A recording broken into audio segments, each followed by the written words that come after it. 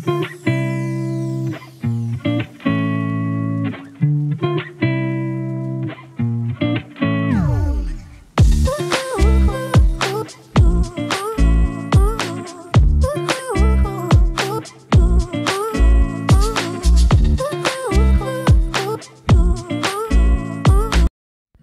Morning. আশা করব তোমরা সবাই খুব ভালো আছো আর সুস্থ আছো। আমিও খুব ভালো আছি। আজ হচ্ছে 17ই জানুয়ারি, বারটা হচ্ছে শুক্রবার, আর এখন বাজে সকাল 8:30। সকালবেলা আজকে 8টার সময় ঘুম ভেঙেছে আমার ফোনে, মানে ফোন এসছে আর কি, পূজার ফোন, যে আজকে আসবে না। গতকালই যখন এসছিল বলেছিল শরীরটা ভালো নেই, তো আমার কোথাও গিয়ে মনে হচ্ছিল যে আগামীকাল ও নাও আসতে পারে, তবু শিওর তো ছিলাম না। তো সকালবেলা ফোনটা আসাতে ধরফড়িয়ে উঠলাম, এমনিতেও উঠতাম, তো উঠলাম, উঠে ভাবলাম না আজকে তো সমস্ত কাজ করতে হবে একা হাতে। কাজেই একদম মন থেকে তৈরি নিয়ে একদম কোমরে দড়ি বেঁধে নেমে পড়েছি কাজে।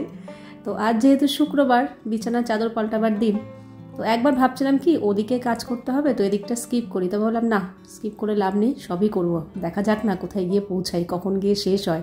তার মধ্যে শীতের বেলা ঘড়ির কাঁটা আগে দৌড়াচ্ছে, কিছুতেই ঘড়ির কাঁটার সাথে দৌড়ানো সম্ভব হচ্ছে না, কিন্তু আজকে আমি পেরেছি ঘড়ির কাঁটার সাথে দৌড়তে। আমি নিজেও অবাক হয়ে গেছি, সব কাজ কী করে এত টাইমের মধ্যে হয়ে গেল। যাই হোক, এই জন্যই বলে মানুষ চাইলে কি না হয়, চাওয়াটার মধ্যে জোর থাকতে হবে, তাহলে হবে, নাহলে হবে না।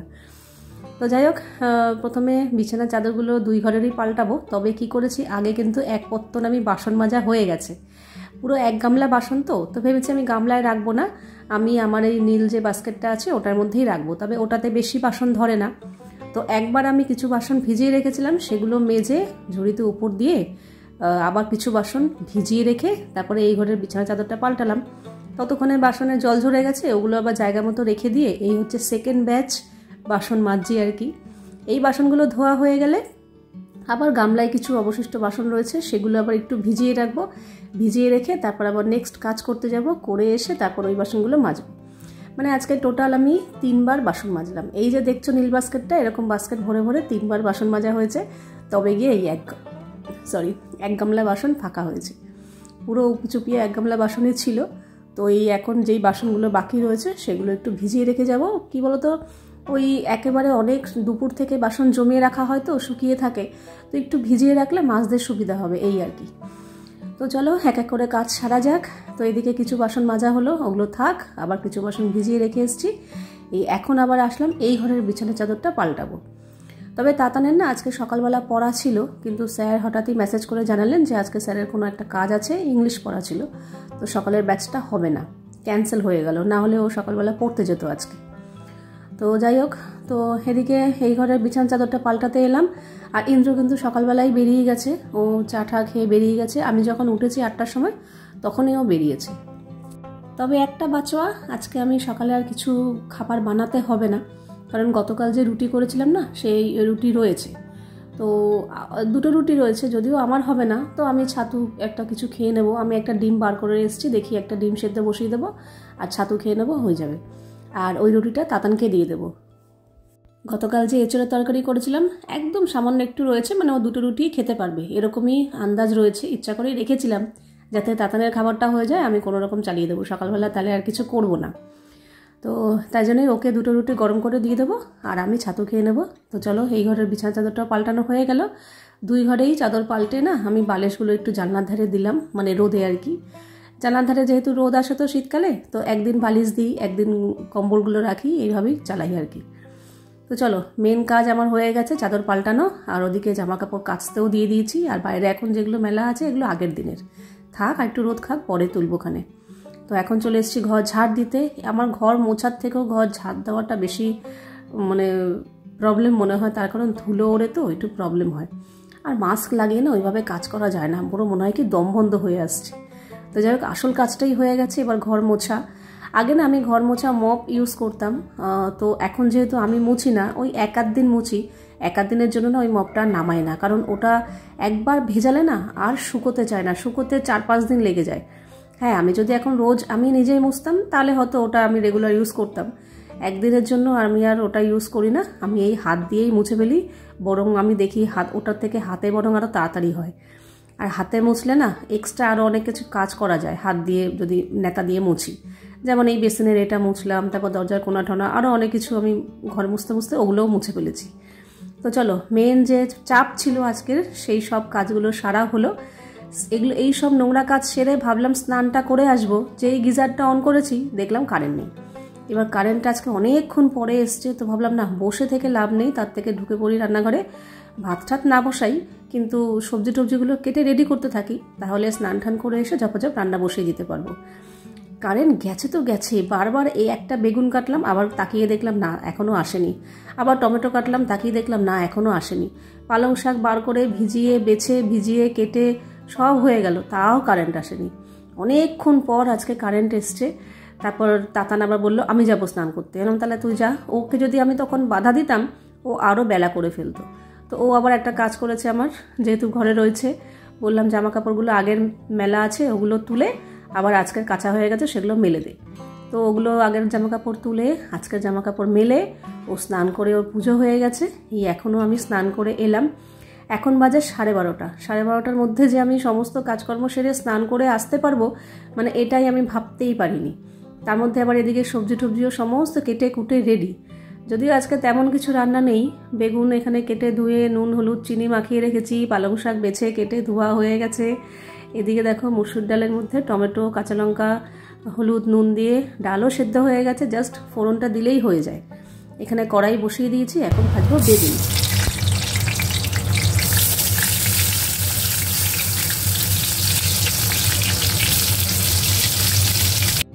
আজকে আবার বাসন মাজতে গিয়ে এইটার কথা মনে পড়লো, মাইক্রোওভেনের এই যে ট্রেটা, কাঁচের ট্রেটা তো সবসময় ভেতরেই থাকে, তো এটা বেশ ভালো নোংরা হয়েছিল। কোনো সময় কিছু গরম করেছিলাম, ঝোল ঠোল পুরো পড়ে লেগেছিল।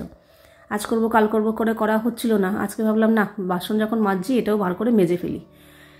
বেশ ভালো নোংরা হয়েছিল। আর এটা মাজতে না আমার প্রচণ্ড ভয় লাগে, এত ভারী আর স্লিপ খায় না, হাত থেকে পড়ে যদি ভেঙে যায়, তার জন্য খুব সাবধানে এটা আমি মাজা ঘষা করি, ধোয়া করি। তো চলো এই কাজটাও হয়ে গেল, এখানে রেখে দিলাম। এবার যাব আবার রান্নাঘরে, ওদিকে বেগুন ভাজা বসানো আছে। আর বেগুন ভাজার পর করব হচ্ছে শাক ভাজা। পালং শাকটা আজকে না ভাজা করব, আজকে আর ঘন্ট করব না, ঘন্ট 2-1 বার খাওয়া হয়েছে। আজকে রসুন ফোড়ন দিয়ে পালং শাক ভাজা করব।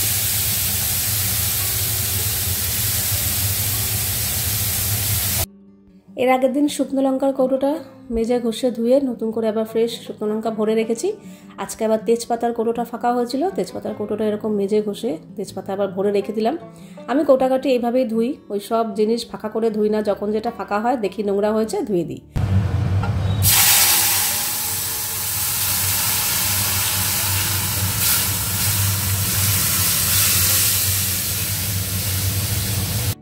তো এই তো সব রান্নাবান্না কমপ্লিট। লাস্টে টমেটো দিয়ে ধনেপাতা দিয়ে ডাল করলাম, ধনেপাতা দিয়ে মিশিয়ে দিয়ে ব্যাস, ওদিকে ভাতও হয়ে গেছে। রান্না করতেও বেশিক্ষণ সময় লাগলো না, যেহেতু সবই রেডি করা ছিল, তো হয়ে গেছে ঝটপট করে। তো পালং শাকে সবসময় তো ঘন্ট খাই, আজকে রসুন ফোড়ন দিয়ে ভেজেছি, বেশ ভালোই লেগেছে। কিন্তু একটা জিনিস দিতে না আমি ভুলে গেছি, ওইটা দিলে পুরোপুরি আরও ভালো লাগতো। সেটা হচ্ছে একটু বড়ি ভেজে যদি গুঁড়ো করে দিতাম আরও বেশি ভালো লাগতো। তো যাই হোক, এই যে তেল ছেড়েছে, বেগুনও দেখেছো কত। আর এই হচ্ছে ডাল, এই হচ্ছে আজকে আমাদের সিম্পল লাঞ্চ মেনু। সব থেকে বড় কথা সিম্পল হলেও টাইম মতো হয়েছে আজকে। খাওয়া দাওয়া সারা হলো। বাবা আজকে আমি যা চাপে ছিলাম, ভেবেছিলাম হয়তো বিকেলেও হয়তো আমার কাজবাজ সারা হবে না, কিন্তু বরং ঠিকঠাক টাইমেই, বরং আগেই হয়ে গেছে সব। এদিকে রান্নাঘাট টান্নাঘাট পরিষ্কার, খাওয়া দাওয়া হয়ে গেছে, টেবিলও পরিষ্কার। এখন গিয়ে একটু রেস্ট করব। আর এখন যেহেতু রাত্রে অনেক রাত অবধি কাজ করি, তার জন্য দুপুরবেলা আমি এখন একটু ঘুমোই। দুপুরবেলা যদি না ঘুমোতে পারি রাত্রে খুব কষ্ট হয়। মাঝখানে একদিন দুপুরে ঘুমাইনি, রাত্রেবেলা কি যে কষ্ট হচ্ছে, এত ঘুম পাচ্ছে, আমি করতেই পারছি না, অথচ করতেই হবে। চোখে মুখে জল দিচ্ছি, পায়ে জল দিচ্ছি, ঠান্ডা জল লাগাচ্ছি যাতে ঘুম ভাঙে, হাঁটাহাঁটি করছি, জল খাচ্ছি, কিছুতেই ঘুম কাটছে না। খুব কষ্ট করে সেদিনকে করেছি। তো তারপর থেকেই আর দুপুরবেলা ঘুমালে কি হয়, কষ্টটা একটু কম হয়, তাই জন্য চেষ্টা করি দুপুরে আধা ঘন্টা 1 ঘন্টা একটু ঘুমানোর। দাদার এদিকে শাড়ি পরে সেজে গুজে রেডি, খুব ভালো লাগছে। শাড়ি পরে তাই বলে কোথাও যাচ্ছে না, কিন্তু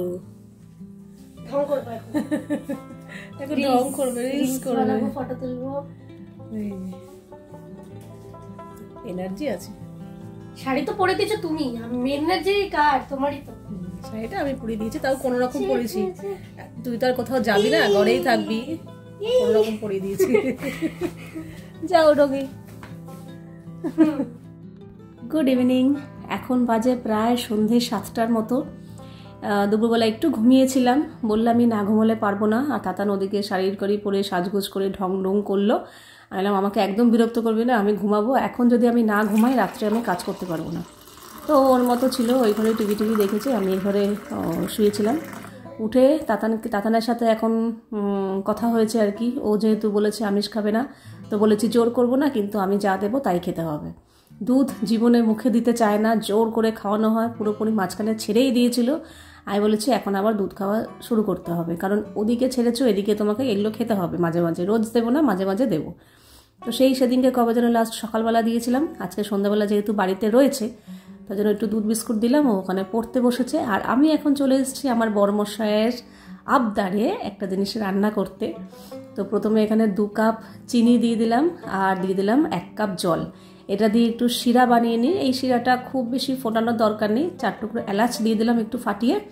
জাস্ট জলটা ফুটে উঠলে, চিনির সাথে জল ভালো করে মিশে গেলেই, জল যখন দেখবো যে ভালো করে ফুটে গেছে, একটা ফোঁটা দিলেই গ্যাস বন্ধ করে দেবো।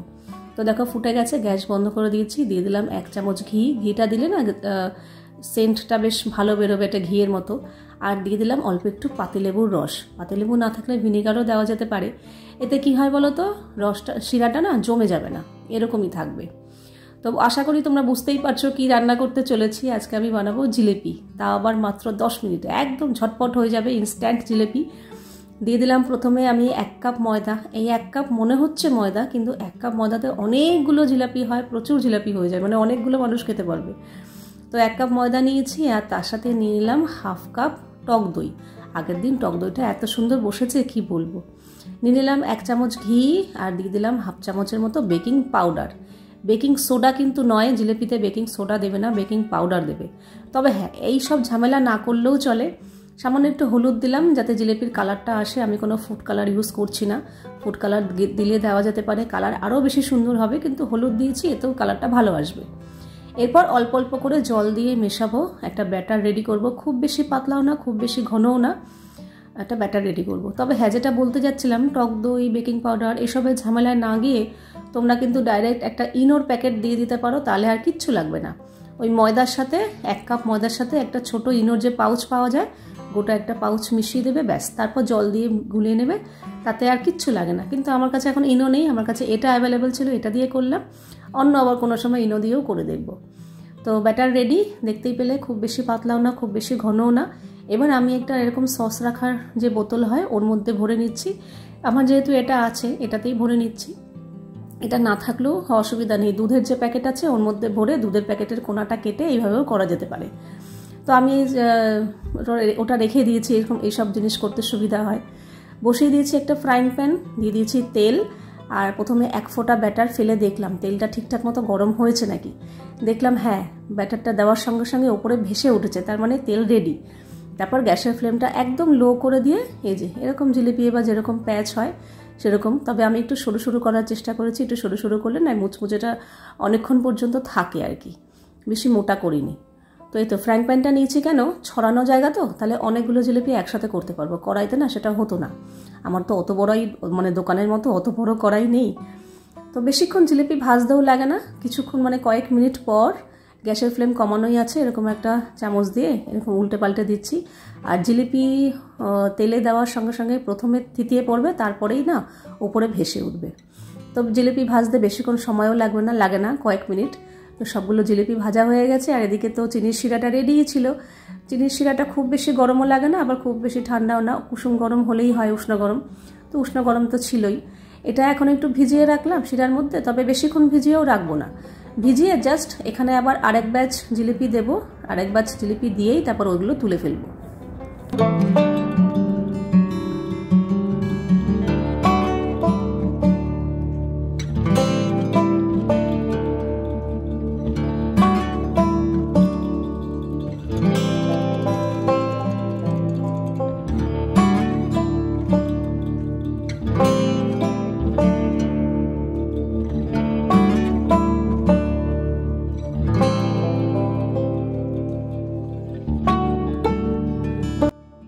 তো 2টো ব্যাচ করে তোলা হয়ে গেছে, এই হচ্ছে 3rd বার অ্যান্ড লাস্ট বার। সবগুলো করবো না, বললাম না 1 কাপ ময়দাতে অনেকগুলো জিলিপি হয়, তো এতগুলো জিলিপি আজকে করে লাভ নেই, কারণ কে খাবে, বেকার রেখে বাসি করে লাভ নেই। তার থেকে বরং ব্যাটারটা ফ্রিজে রেখে দিই, আমি আরেকদিন টাটা ভেজে খেয়ে নিই, মানে খাওয়া যাবে আর কি। তো এই যে এরকম ছোটো বাটির 1 বাটি হাফ কাপ ময়দাতেই হয়েছে, মানে এখনও হাফ ব্যাটার আমার রয়েছে ফ্রিজে। আর আশা করি জিলিপিগুলো দেখে তোমরা বুঝতেই পেরেছো কতটা মুচমুচে আর কতটা রসালো হয়েছে। সত্যিই তাই, খুব ভালো হয়েছে জিলিপিগুলো। আমি একটা জিলিপি মুখে দিয়েছি, খালি মনে হচ্ছে কি আরেকটা খাই, মানে এরকম পরপর খেয়েই যেতে ইচ্ছা করছে। তো চলো, এরকম জিলিপি রেডি। এবার রাতের রান্নাবান্না তো করতেই হবে। তো রাতের রান্না বলতে আজকে বাঁধাকপির তরকারি করব। এদিকে মশলাপাতি সব কষানো হয়ে গেছে, বাঁধাকপিটা একটু ভাপিয়ে রেখেছিলাম, তারপর বাঁধাকপি দিয়ে দিলাম। আর বাঁধাকপি করতে তো অনেকটা সময় লাগে, মানে মজতে আর কি। তো বাঁধাকপি ওখানে বসিয়ে দিয়ে ভাবলাম একটা জিলিপি খাই। এই এখনই একটা জিলিপি খেতে গিয়ে আমি এখানে একই জায়গায় বসে আমি 3-4টে জিলিপি খেয়ে নিয়েছি, মনে হচ্ছে আরও খাই, কিন্তু না, আর বেশি খেলাম না। তো এদিকে আমার বাঁধাকপি রেডি। নামানোর আগে একটু ভাজা মশলা দিয়ে দিলাম 1 চামচের মতো ঘি, আর গরম মশলা একটুখানি দিয়েছি, গুঁড়ো গরম মশলা, আর দিয়ে দিলাম ধনেপাতা। বাঁধাকপি এর আগে আমি করেছি, কিন্তু ভাজা মশলা আর ধনেপাতা আমি কখনো ইউজ করিনি, আজকে প্রথমবার ইউজ করলাম। কিন্তু বিশ্বাস করো সত্যিই খুব ভালো হয়েছে, মানে অন্যান্য সময়ের তুলনায় আজকের বাঁধাকপিটা এক্সট্রা একটু স্বাদ এসছে। ইন্দ্র বলছে হ্যাঁ আজকের বাঁধাকপিটা ভালো হয়েছে, তাতানও বলছে তাই। তাতান যেই মেয়ে মিষ্টি খায় না, সেই মেয়ে এই এখন ঘুরে ফিরে তো 1-2 করে জিলিপি খেয়েইছে, আবার রাত্রে রুটি খাওয়ার পরেও জিলিপি খেয়েছে। এটা তো আমরা দুজনেই অবাক। বলছে না, জিলিপিটা খুব ভালো হয়েছে। ও মানে নর্মালি খাওয়া দাওয়ার পর আর মিষ্টি খায় না, কিন্তু সেই মেয়ে আজকে আবার জিলিপি খেয়েছে খাওয়ার পরে। যাই হোক, এখানে হ্যান্ড ওয়াশটা শেষ হয়ে গেছিলো, হ্যান্ড ওয়াশটা ঢেলে রাখলাম। শুধু ঢেলে রাখলাম না, এবার ঢালার পরে যেটা করছি সেটা আমার মনে হয় আমার মতো এরকম অনেকেই করো। আমি তো করি, জিনিস নষ্ট কেন করব বলো, পয়সা দিয়ে কেনা জিনিস আর আমি ফেলে কেন দেবো? এটা দিয়ে যদি আমার আরও 2 দিন চলে আমি কেন ফেলবো? তো আমি এরকম হ্যান্ড ওয়াশ ঢালার পরেও যে প্যাকেটটা থাকে এর মধ্যে অল্প একটু জল ভরে এই বেসিনের সাইডেই রেখে দিই। এটা ওরা কেউ ধরে না, আমি যখন হাত ধুই এটা দিয়ে ধুয়ে নিই, বেশ ভালো ফেনা হয়, বেশ ভালো পরিষ্কারও হয়, তাহলে কেন ফেলবো বলো? তো এরকম রেখে দিই, 2-1 বার আমার ধোয়া হয়, তারপরে প্যাকেটটা ফেলে দিই। তো চলো, এখানে হ্যান্ড ওয়াশ আমার ঢালা হয়ে গেল। এবারে যেটা করেছি, আমি আগামীকালের জন্য কিছু সবজি কেটে রাখলাম, দেখলাম হাতে সময় আছে, তো সময় নষ্ট করে লাভ নেই। এই সবজিগুলো কাটা থাকলে কালকে রান্না করতে আমার সুবিধা হবে। একটু শিম, বেগুন, আর এটা হচ্ছে কফির ডাঁটাগুলো একটু ঝিরিঝিরি করে কেটে রাখলাম। এখানে ছোট ছোট করে একটু ফুলকপি কেটেছি, আর এইখানে একটা গোটা ফুলকপি ছিল, গোটা ফুলকপিটা ফ্রিজের জায়গা অনেকটা খেয়ে নিচ্ছিল, তাই জন্য ফুলকপিগুলো পিস করে কেটে, এটা দিয়ে কি করব এখনও ঠিক করিনি, কিন্তু কেটে এরকম জিপার পাউচে করে রেখে দিলাম, যখন যেটা করব বার করে করা যাবে। কারণ আমার গোটা যে ফুলকপিটা অনেকটা জায়গাও খাচ্ছিল, আর ফুলকপির আমার ডাঁটাগুলোও দরকার ছিল, তাই জন্য ডাঁটাগুলো নিয়ে নিয়েছি আর ফুলকপিটা ওরমভাবে রেখে দিয়েছি। আর এই যে সবজিগুলো কেটেছি না, এটাই যখন দুপুরবেলা রান্না করতে যেতাম কাটতাম, অধৈর্য হয়ে যেত, সময় যেত, তো এখন কেটে রাখাতে বেশ সুবিধা হলো। কেটে এরকম জিপার পাউচে করে রেখে দিলাম, কালকে যখন রান্না করব বার করব, ধোবো আর রান্না করব, ব্যাস অনেকটা সময় আমার বেঁচে গেল। তো এদিকে তো সবজিগুলো সব রেখে দিলাম, ফ্রিজে থাক। আর এদিকে বাঁধাকপি তরকারি তো হয়েই গেছে, আগে দেখেছো। আর আমি বাঁধাকপি তরকারি হওয়ার পর রাতের জন্য আটাও মাখা হয়ে গেছে। এটা হচ্ছে তো কাঁচা, তো ওটাই খাবো, তো তুমি বুঝবে না, সেটাই তো বলছি। এই যে সাদা খাবো, এটা ভেতরে কাঁচা তো সব হয়ে যাবে। দেখো না, শুধু প্রতিভাটা দেখো। তোমার প্রতিভা তুমি তো তোমার কাছে রাখো। ডিমের অমলেট কাঁচা খাবে, প্রতিভা। কাঁচা না, এটা অত প্রতিভা আমার না। এটাকে কাঁচা বলে না, এটাকে বলে এটা আলাদা কৌশল। এই দেখো ওদের বাইরেই হয়ে গেছে, এটা হবে তো। দাঁড়াও, গ্যাসটা কমাও। এবারে যে হ্যাঁ, এবার এটা হালকা আগুনে। এদিকে রাতের খাবারটা বেড়ে নিয়েছি, রুটি, বাঁধাকপির তরকারি, আর দুপুরের 1 পিস বেগুন ভাজা ছিল, আমি সেটাও নিয়ে নিয়েছি। আর ওরা বাঁধাকপির তরকারি দিয়ে খেয়েছে। আরেকজন বাঁধাকপির তরকারি দিয়ে খেয়ে মাথায় হাত দিয়ে জিলিপি খাচ্ছে। আমি তো ভেবেছি অত মাথায় হাত দিয়ে খাচ্ছে, তাহলে কি ভালো লাগেনি? বলছে না না, তুমি 100 পেয়েছো। মানে আমরা যা জিলিপি হয়েছিল আমরা 3 জনে মিলে আজকেই শেষ করে ফেলেছি। তো চলো, আজকের ভিডিওটা এখানেই শেষ করছি। Love you all, good night and tata.